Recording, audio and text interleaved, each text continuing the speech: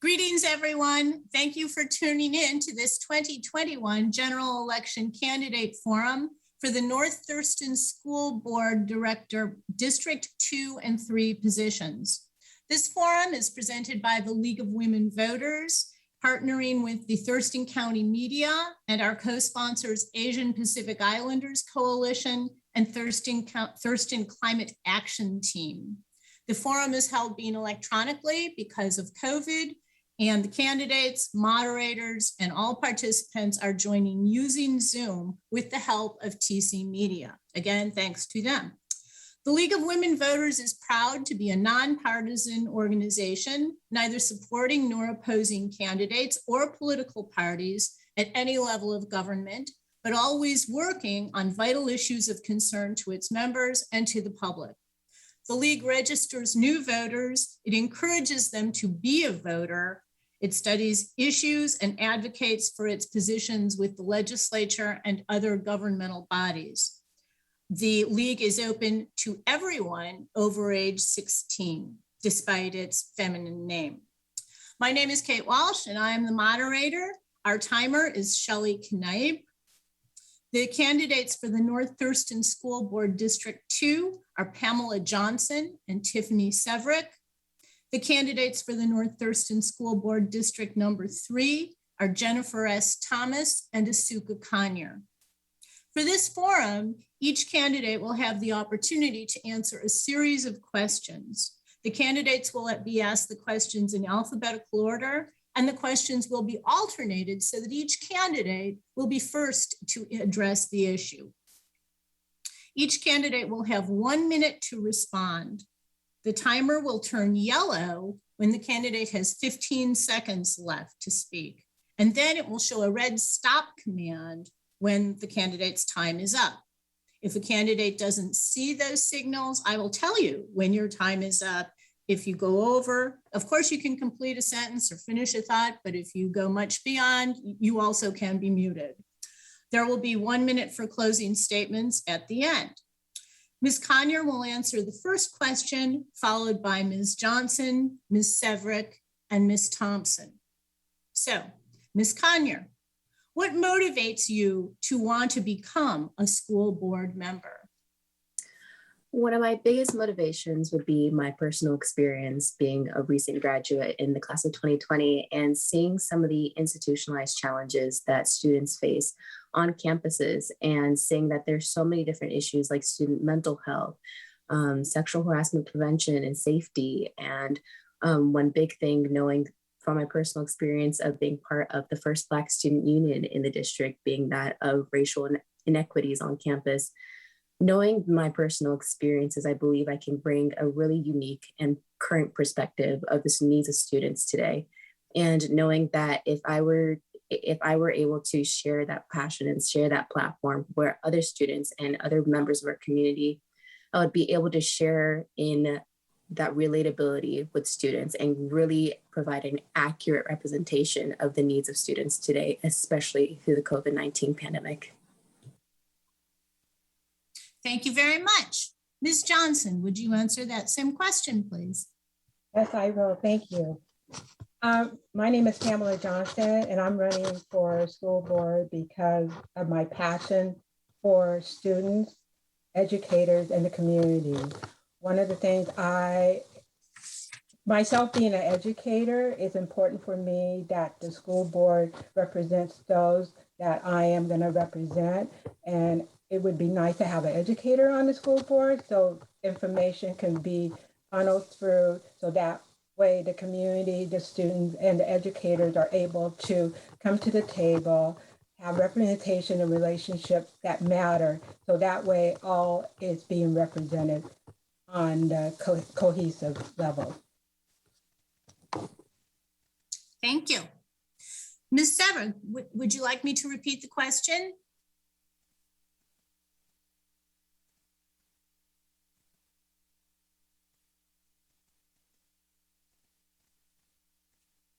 Ms. Sevruk appears to be muted.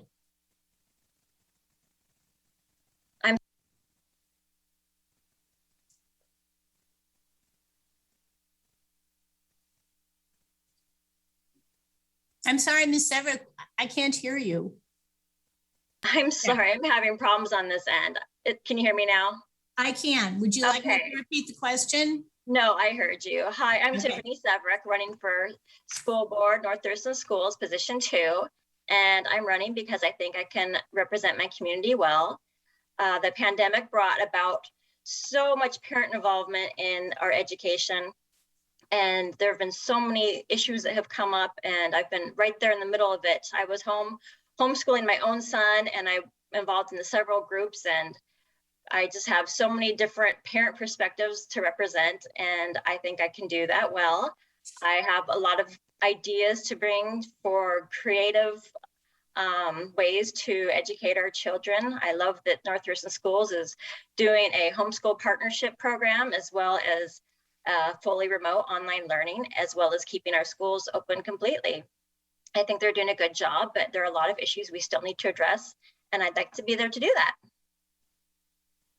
Thank you, Ms. Sevruk. And finally, Ms. Thomas. Hi, everyone. So I'm Jennifer Thomas, and I'm the proud mother of 5 kiddos in the school district attending elementary, middle, and high school. I'm also a military spouse. I'm a nurse. I'm a college educator, and I'm a community volunteer. So my reason to run is truly for the service to the students and the families, and to the staff and the educators, as well as my community. I definitely feel that with my diverse lived experiences living across the nation and the professional and educational careers I've had, I'm able to speak up and advocate for positive movements and change that could enhance the overall learning and the working environments, as well as the collaborative community experiences that we have. Thank you so much. That concludes the answers for the first question. Ms. Johnson goes first for the next question. That next question, Ms. Johnson, is: the COVID-19 pandemic continues to cause severe health crises throughout the country and in Thurston County. What is your position on the school board's role in protecting everyone in the schools? Thank you for that question. I believe if you're a member of the school board and you're part of the community, we need to look beyond what your own perspective is and look beyond the safety of the whole entire community. Meaning that, unfortunately, some of our younger ones are not able to have the opportunity to have the vaccination, but at the same time too, we need to be protecting them by adhering to what the governor is saying, even if we don't agree with it. It's all about the safety of our students, our community, and our family. And I would welcome our school board members to provide that insurance that we are here to protect our students. Thank you so much, Ms. Johnson. Ms. Sevruk, would you please answer that question? Yes. I believe that the school board has done a good job so far. It was a very difficult situation. There's so much stress on parents, the schools, everybody. And I agree that we should continue to follow the governor's advice, but also look at our local area and the risks, how our schools are affected. And we do need to consider continuing what we've always done. They continued small group instruction throughout the pandemic, because there are some children who simply need to be in school most days. There are a lot of mental health issues that have come up because of COVID, or the lockdowns in particular. And we need to continue to address that, provide counseling, provide instruction, and just try to continue to get life back to normal for everybody as much as possible. Thank you. Next, Ms. Thomas, would you answer the question, please? Absolutely. So when the closures first began, I believe that there was this worldwide panic because there was truly no plan in place for educating our students in this remote environment, especially transitioning from the fully in-person environment. However, the district had this time before the 2020-21 school year to plan. And what I found from my own experiences with my kids was that the majority of the teachers were revved up and ready to do what they needed to do in order to get our kids on task. Were there some gaps within the classes? I definitely believe so, but do I also feel that there was an effort to engage the teachers, the parents, students, and the community members in the best way to move forward? I definitely do. And I know this because I took part in that task force. And what I appreciated is the district leaders are not just making lone decisions, but engaging stakeholders and collaborating with local Department of Health in order to make the best decisions for our students moving forward. And I think it'd be very wise for us to keep in mind that we will be dealing with the ramifications of this pandemic as it applies to student learning and learning gaps for years to come. And we have to continue to advocate as a board for funding. Thank you for that concluding answer. The next question will go to Ms. Sevruk first. Ms. Sevruk, what is your opinion of teaching about the impact of slavery and race? I didn't get an opportunity to answer the question. Oh, I'm sorry, Ms. Conyer. I'm so sorry. You're right. Ms. So Conyer. sorry. No, don't be sorry. It's my error. Please go ahead. Well, being one of the many students that was greatly affected through the COVID pandemic, I can speak from personal experience that the fact that our students, families, and staff members are in need of secure reassurance and answers to some of the questions that they have in terms of some of the new learning methods that we have. And what our community needs is reassurance in knowing that our school board can provide efficient answers and methods of productivity and navigating the many challenges faced with pandemic, such as families in need and students in progress in their curriculum and consistency in a safe transition back into schools. And reassurance comes with accessibility to our needs, and accessibility comes with taking efficient action. And I think, many ways we can go about this is, the hiring of qualified school counselors is just a start of meeting some of the students' social emotional needs. However, there's a lot of different ways we can go about communicating in terms on the staff level and community members. And, from just going out in the community, many staff members need, that support, especially in knowing how to have these safe transitions and supporting them and also offering the necessary materials in order to keep themselves safe. Thank you so much. And thank you for graciously correcting me. And now the next question will be to Ms. Sevruk. And that question is, what is your opinion of teaching about the impact of slavery and race inequity in United States history? I think we should continue to teach all of the above. We need to teach history accurately, no matter how poorly it reflects the past of our country and around the world. We need to continue talking about how racism affects individuals today. And we need to also have community conversations about what we can be doing to address certain issues and meet the needs of all of our families. But most particularly addressing equity, we need to talk to families of color who are affected by this and how they want this addressed, because it's not so clear cut around the country. We're seeing so many problems at school boards. I'm seeing this all over on videos all summer long. We have a lot of issues here. We need to address them, and we need to involve all families to do so. Thank you so much. And next, Ms. Thomas.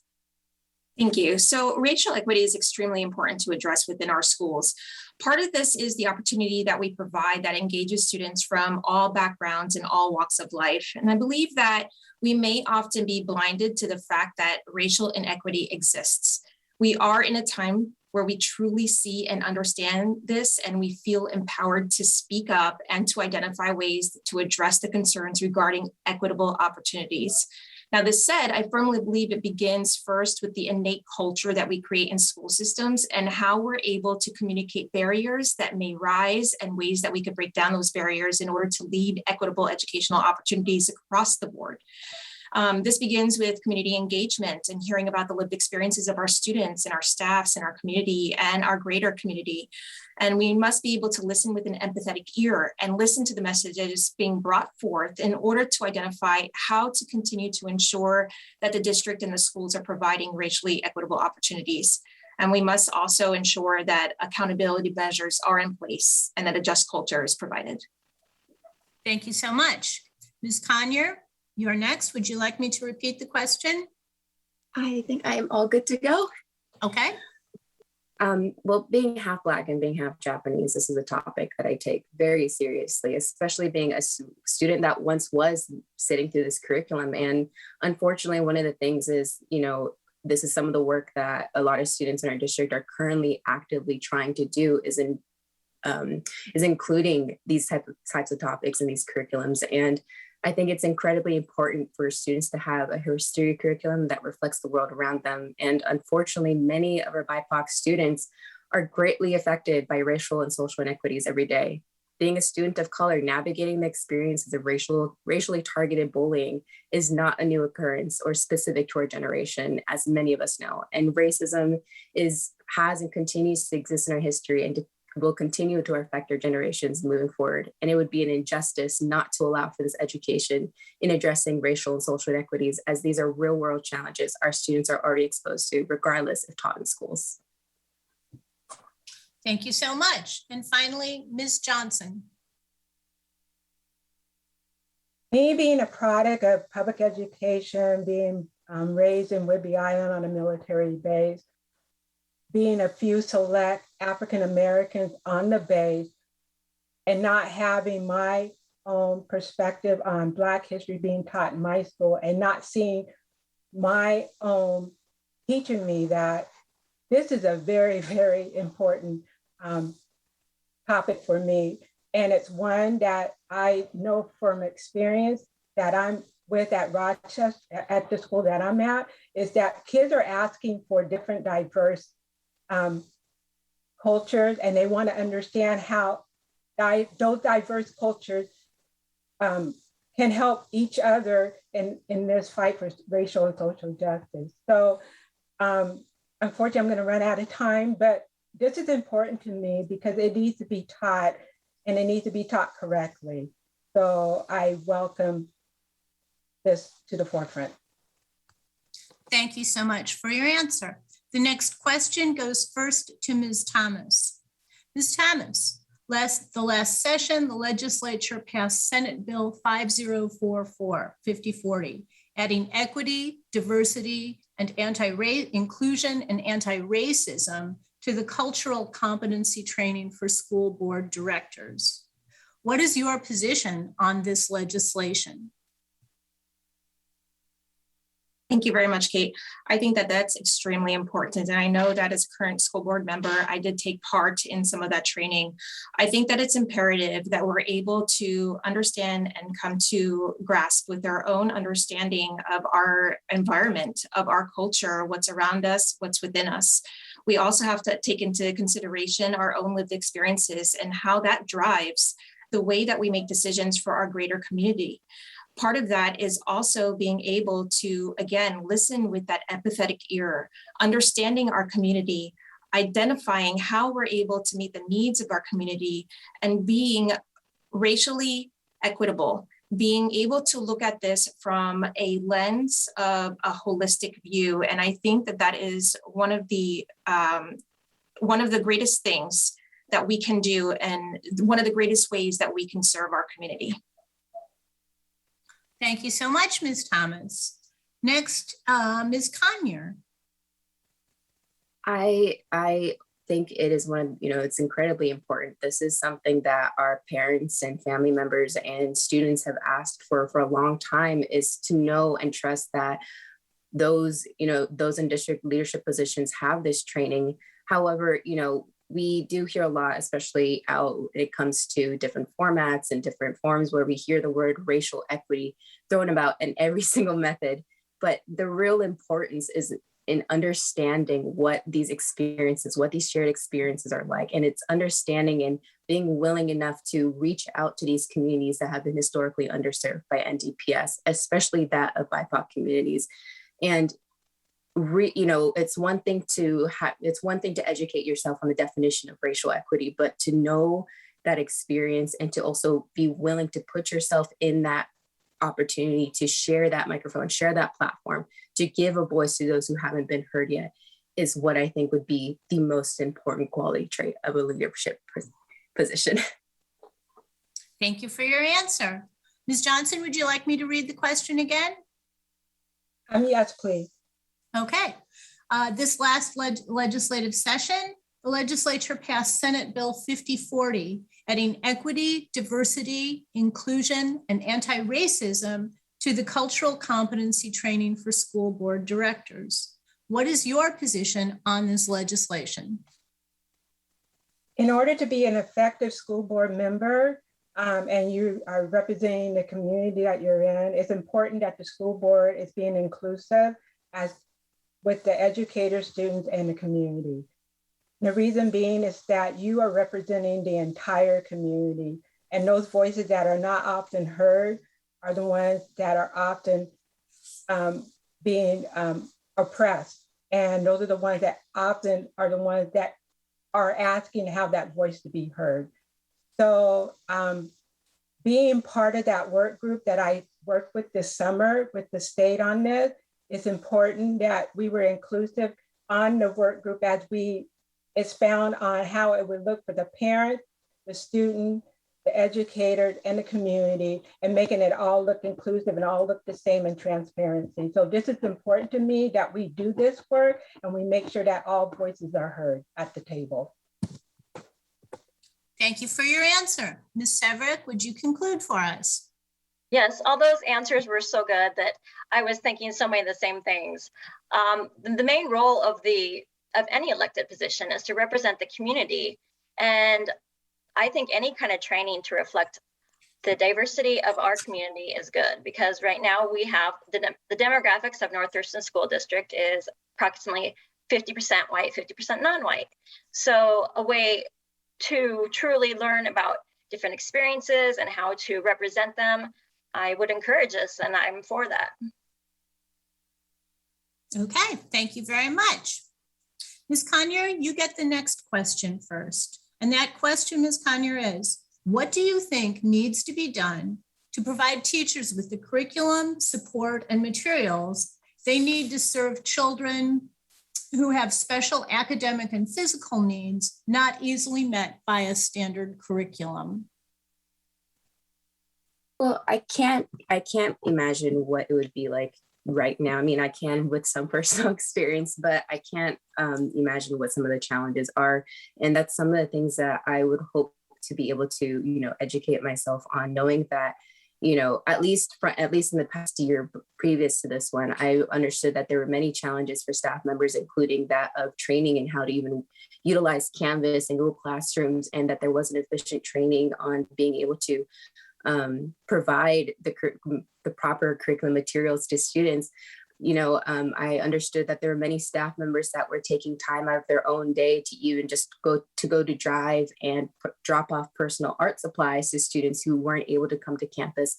And I think it's really about communicating to the community and communicating to parents and being willing to listen. One thing would also be that of lunch times. We had an issue in the past where, there was lunch times that weren't coinciding with the ability for students to be able to go pick up lunches instead of skipping class. And it's so simple things that could have easily be solved just simply by communicating and simply by being willing to listen.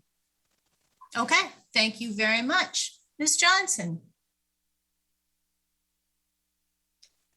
One of the things I experienced with myself being an educator is that I noticed among my own educators, some of us did not have internet capability, and that became a major issue.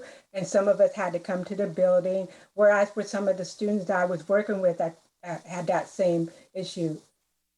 One of the things I would like to see is that even though some kids might have more of a challenge in obtaining the curriculum that they need, I would like to see it more inclusive, meaning that making it the same across the board, but giving them the tools to be able to be successful in that, in their world.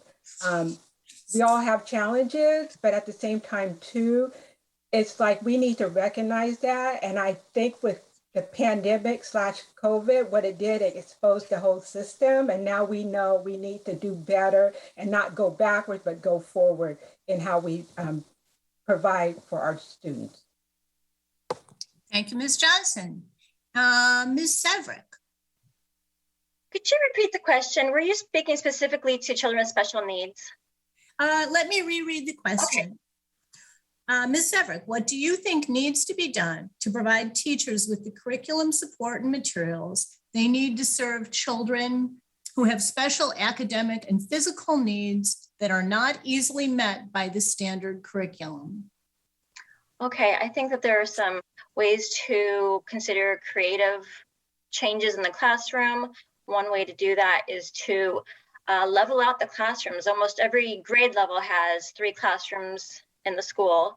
So for instance, you could be having the developing readers in one classroom, average and high level. And you could do this for reading and math. This is something they did years ago when I was in school. And that's something they can continue today. I don't know that every grade level does that, but I know that some do. I know that the teachers are mostly taught to teach to the middle right now, because you always have your struggling kids and you always have the advanced kids who are bored. But if you level those out, you're able to reach more individual needs. Okay, thank you very much, Ms. Sevruk. And concluding on this question, Ms. Thomas.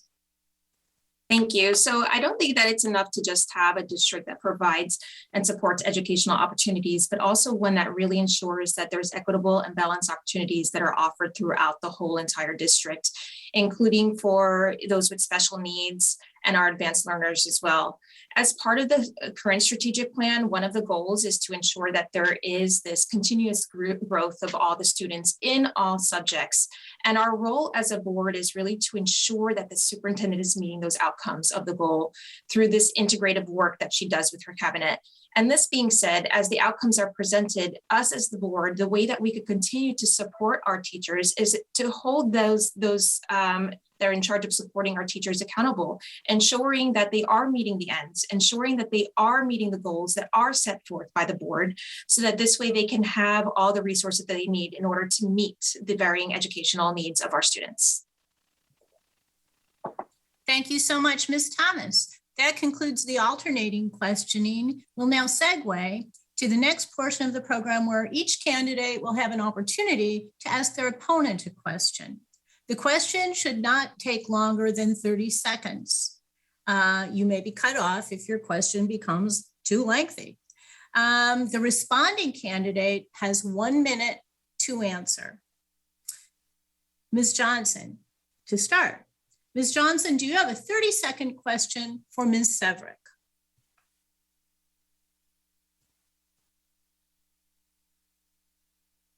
Yeah, I just want to ask Ms. Sevruk, I had the question, I'm sorry. I wanted to ask her, how do you see yourself in this role as how do you see yourself further in a role as a school board member? Meaning that how will you expound on your role as meeting with other groups of people that are not like you? Okay, well, my background is I'm a lifetime Thurston County resident. I've been involved in many local groups for years. I've also worked for the legislature, and one of my jobs was always to work with different stakeholder groups. And we're always constantly looking at how do we meet all the different needs, and how do we learn to compromise, and what can we do for the best outcome for all involved. And I'd like to continue that work. I think that's something I can do representing the city of Lacey. Okay, thank you, Ms. Sevruk. Now, Ms. Sevruk, do you have a 30-second question for Ms. Johnson? Sure. So once I signed up for this, I've heard from so many different people about all the issues in the schools, and I'm sure I haven't even heard all of them. This has just been real eye-opening experience for me. So I'd like to hear something really positive. What do you think? What is the best thing that we're doing in the schools right now? And what do you look forward to if you're elected? What is the best part about being on a school board? One of the best things that I love what I do as an educator. I really do. And one of the things I love is having engagement with my students, with my community members, and also with the educators. But most importantly, having my communication with my students. my students tell me everything. And they also tell me, like, Miss Johnson, we see this, can you help us with that? And this is how we see this. And I kind of talk them through can we go about that legislatively, and that the process is long, but the reward at the end is rewarding because you got to see your work go all the way through. So I look forward to doing that role, and I look forward to working with other community members too. That this is all community. It takes all of us to make this work. So I look forward to that. Thank you so much. Ms. Thomas, next. Ms. Thomas, do you have a 30-second question for Ms. Conyer? I do. First of all, Ms. Conyer, I want to tell you that I absolutely admire your run for candidacy at such a young age. I think that it's amazing and it's wonderful. And I definitely appreciate that. One of the questions I wanted to ask is, what type of perspective do you feel that you could bring to the board that might not be already brought forth by some of our student reps at the senior level?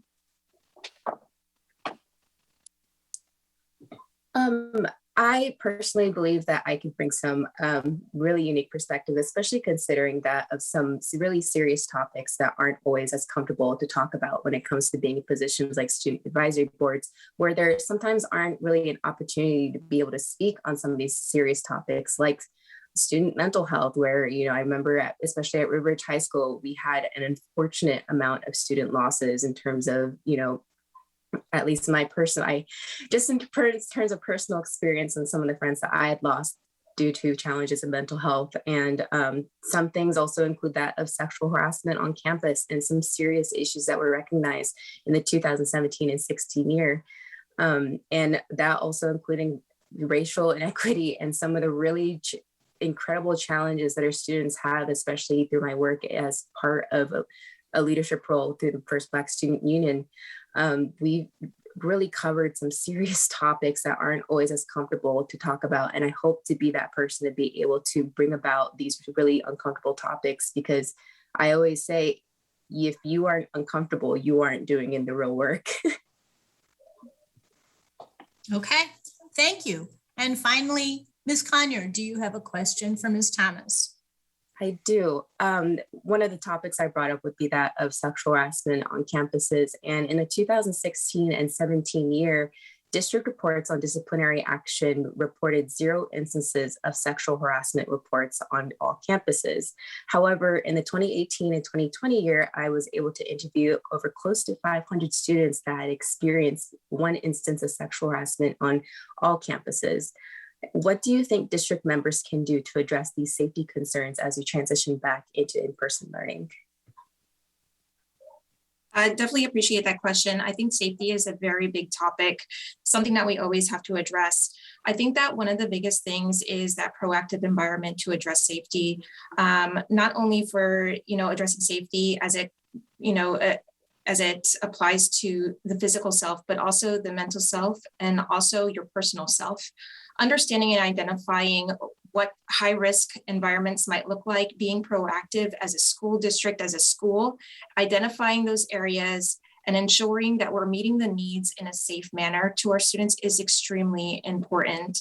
Again, holding those accountable. It's important that we have accountability, because when we don't have accountability, we have things slip through the cracks, and that's not how it's supposed to be. We should be holding people accountable with a just culture, ensuring that we understand intent over ignorance, and we prioritize and we look at discipline versus education, and that is all over the intent versus ignorance type of thing.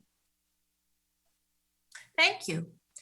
The next portion of the program will be the closing statements. Each candidate now may provide a 1-minute closing statement. And Ms. Sevruk, if you would begin. Well, first I'd like to thank all of you for running. This is a very difficult position we've put ourselves in, because I don't think education and school board positions have ever been this high level. The COVID crisis brought an interest to this position that I've never seen before. So thank you all for running. Any of you would be great representing us. And I know that we all think, I've heard this repeatedly, the best thing about this position is representing our community. And that's something I think I could do well. I have a different background and experience than most. I've been working in the schools as a volunteer teaching personal finance in some lower income classrooms in Pierce County. I'd like to bring some personal finance curriculum to our classrooms. I'm also part of the core team that founded the Thurston County Coalition Against Trafficking, which is a whole nother topic. But I see I'm running out of time here. I just want to say thanks again, and I hope you find further information in the voter's guide.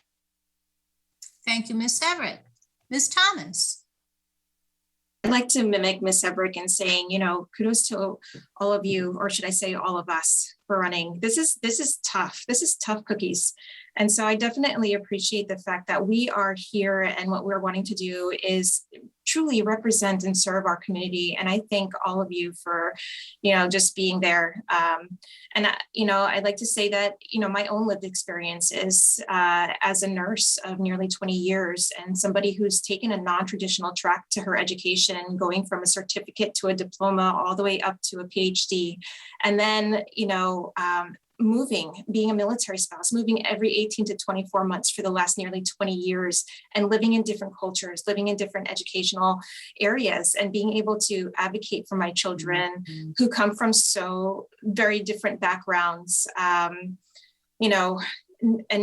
having that voice and finding that voice is what got me into what I'm doing today. And so again, thank you all for being here. Thank you, Ms. Thomas. Ms. Conyer, your closing. Well, never did I ever imagine that this is something that I would have been doing and taking on such a new experience and journey straight out of high school. But I always envisioned that this is something that I know is really important to me. And what's one thing that I hope to accomplish is to at least show other students that these leadership positions are very much attainable and very much accessible to students no matter what age. And the ability to recognize the challenges of all parties involved in our district is a responsibility that comes with this position, and the action of making decisions that accurately represents the needs of diverse community that NTPS serves is something that comes with background experience and one's willingness to educate themselves on such. And I have so much to learn as anyone else new to this journey would. And it is my drive to give that platform back to this community. And I hope to continue to serve my community with your vote, as well as being a strong example that students are fully capable and ready to take on leadership roles in our community, no matter what age. Thank you so much. And Ms. Johnson. I want to thank each of you ladies, Ms. Sevruk, Ms. Thomas, and Ms. Conyer, for this opportunity. This just enlightened me because of the fact that we all have the shared concern. We're here for our community, our educators, and our students, but most importantly for our students, because they represent our community. I just want to say a little bit about myself. I'm the oldest out of 8. 5 of us siblings are in education. I grew up in a military environment. So Ms. Thomas, I understand that moving around, but unfortunately for me, we were able to stay in Whidbey Island, where my dad, his last 10 years in his military career, he was an instructor. And one of the things he always told us was that aim high in everything that you're doing. And so with me being a grandmother to 2 young granddaughters, I want to be able to set that path for them to say, anything that you do, you want to do, you can do this. And so I am enlightened, I am blessed, and I am grateful that we're all doing this journey together, and that no matter who wins, I will be there to help us get through this. Thank you so much, Ms. Johnson. Thank you, Asuka Conyer, Tiffany Sevruk, Pamela Johnson, and Jennifer Thomas, our candidates, for participating in this forum. We also thank TC Media for producing this program, and we thank our co-sponsors, APIC and TCAT. The forum will be available on TC Media channels and the League of Women Voters website, as well as a YouTube video. The League is also producing candidate forums for the other Olympia City Council positions, which will also be available through the League website. We are glad that you have, viewers, taken this opportunity to watch the forum. We remind you to be a voter in the general election beginning on October 15th and closing on November 2nd, 2021. And we thank you all very much.